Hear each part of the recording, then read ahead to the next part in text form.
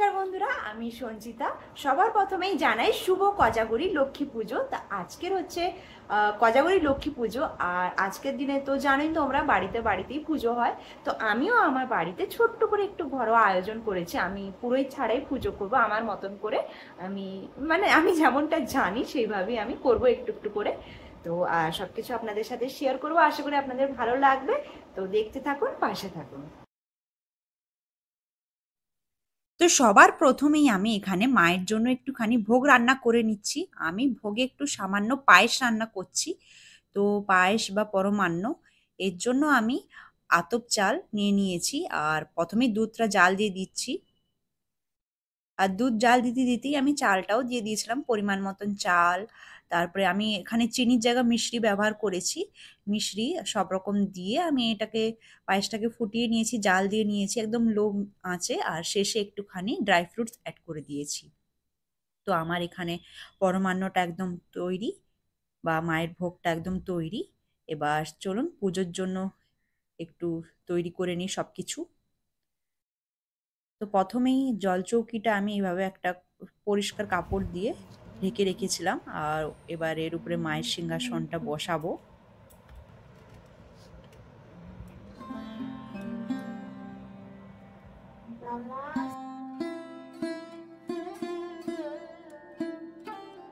তো চলুন এবার সবকিছু তৈরি করতে করতে একটু কোজাগরী লক্ষ্মী পুজো সম্পর্কেও জেনে রাখি। কোজাগরী লক্ষ্মী পুজো বা শারদ লক্ষ্মী পুজো হলো হিন্দু ধর্মের অন্যতম গুরুত্বপূর্ণ একটি পুজো, যা আশ্বিন মাসের পূর্ণিমা তিথিতে পালন করা হয়।